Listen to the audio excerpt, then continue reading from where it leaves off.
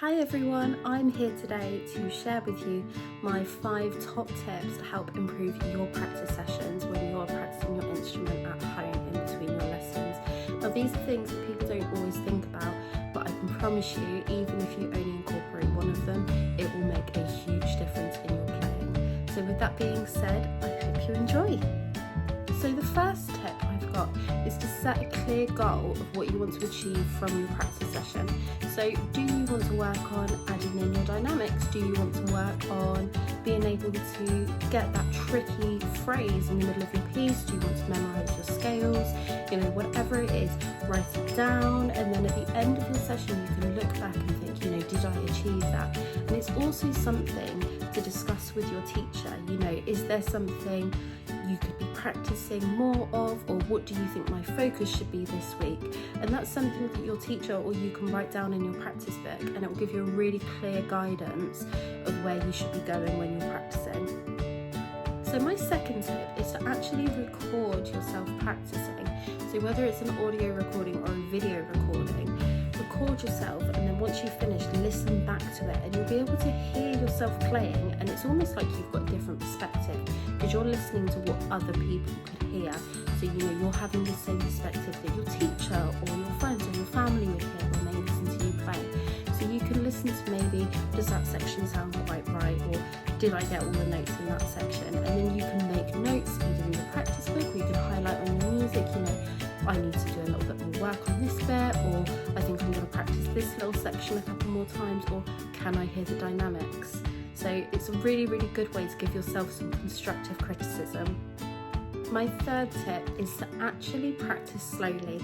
Now, I think everyone has the goal of trying to play their piece as quickly as possible, as soon as possible, which is always really fun, and we all do it. I'm guilty of it. But accuracy over speed. Always start slow and then build it up when you feel a little bit more confident. And using a metronome will really, really help this. You can get free metronome apps on the App Store. There's videos on YouTube that have got like a 30-minute metronome at one speed, and using those to help guide your practice in the correct speed. And then you can even go, a couple of beats per minute higher, and then increase it every time you feel like you've achieved that speed and you want to make it a bit quicker. But always start slowly and build it up as you go along. My fourth tip is to practice in shorter and more frequent sessions rather than doing one long practice session like once a week. So practicing once a week for like an hour, hour and a half, that's a great amount of time, but you're not as likely to retain the information and remember everything you've done in between your lessons. So it's much more effective to practice, say, 4 times a week for 15 to 20 minutes.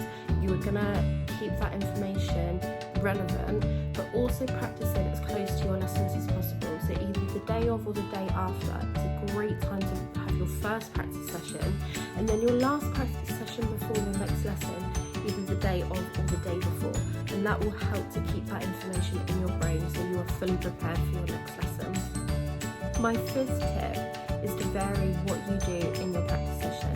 So instead of spending the whole time focusing on just your pieces or one piece, try and add in your scales, technical exercises, oral practice, and sight reading where you can.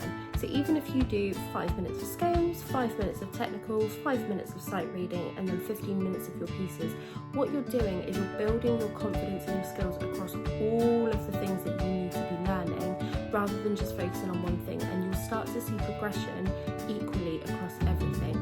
Also, starting with something like your scales, this is a really, really good way to warm up before you start playing your pieces.